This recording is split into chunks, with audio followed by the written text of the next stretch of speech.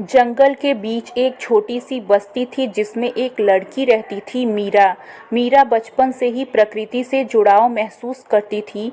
उसे पेड़ पौधे, नदियाँ और जानवरों से बेहद प्रेम था, लेकिन उसके जीवन का सबसे अनोखा रिश्ता एक गोरिल्ला से था जिसका नाम भूरा था।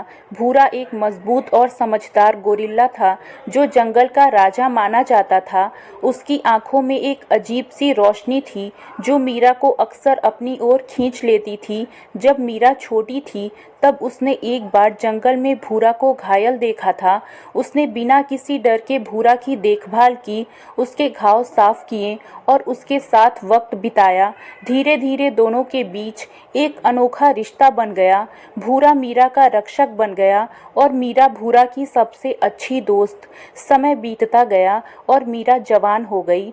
अब वो जंगल में और भी गहराई से जाने लगी। भूरा के साथ खेलती, बातें करती और उसके साथ अपनी खुशियां बांटती। लोग इस दोस्ती को अजीब समझते थे, लेकिन मीरा के लिए ये रिश्ता एक गहरी संवेदना का हिस्सा था।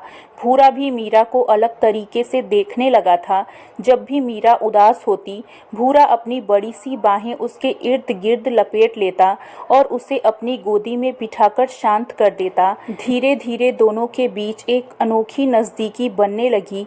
मीरा घंटों भूरा के साथ बैठकर उसे अपनी बातें बताती और भूरा उसे ध्यान से सुनता। मीरा को महसूस होने लगा कि भूरा सिर्फ उसका दोस्त नहीं बल्कि उसका सच्चा साथी भी है।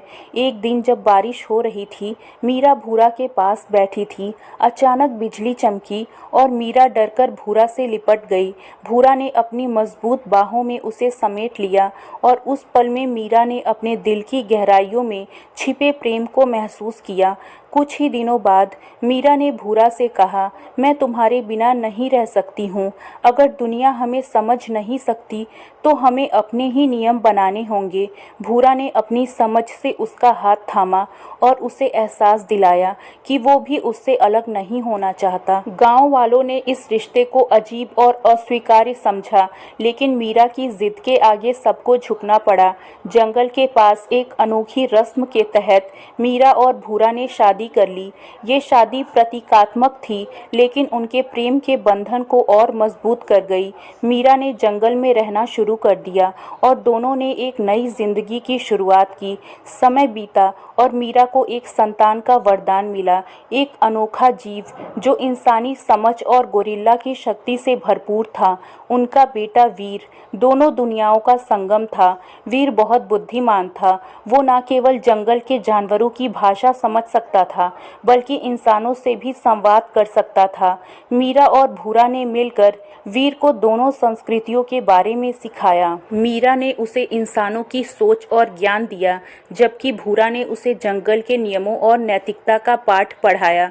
वीर बड़ा होकर जंगल और इंसानों के बीच एक पुल बन गया। वीर बड़ा होकर जंगल और इंसानों के बीच एक पुल बना। वीर के बढ़ते प्रभाव से कई लोगों को चिंता होने लगी।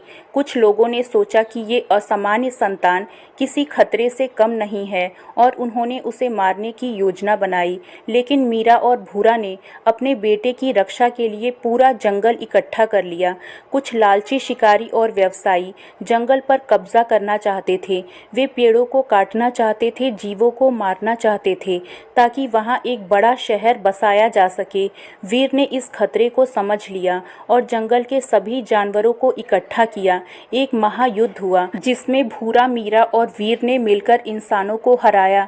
इंसानों को ये समझ में आ गया कि प्रकृति को नष्ट करने का अर्थ है खुद को नष्ट करना। इस संघर्ष के बाद जंगल और इंसानों के बीच शांति स्थापित हुई। मीरा और भूरा ने जंगल में अपनी अलग दुनिया बना ली थी। वे एक मिसाल बन गए कि प्रेम केवल शारीरिक सीमाओं तक सीमित नहीं होता बल्कि आत्मा का बंधन होता है। वीर बड़ा होकर जंगल और मानव सभ्यता के बीच सेतु बना। उसने गांव वालों को जंगल की रक्षा करने के लिए प्रेरित किया और धीरे धीरे दोनों समुदायों के बीच सामंजस्य स्थापित हो गया। समय के साथ वीर भी बड़ा हुआ और उसने एक गोरिल्ला साथी ढूंढ लिया। उनके संतान ने जंगल और इंसानों के बीच और भी गहरी दोस्ती को जन्म दिया। आज भी जब कोई जंगल की गहराइयों में जाता है तो उसे एक पहाड़ी पर एक विशाल गोरिल्ला और उसके पास खड़ी एक स्त्री की छाया दिखती है। एक प्रेम कहानी जो कालातीत है, अमर है।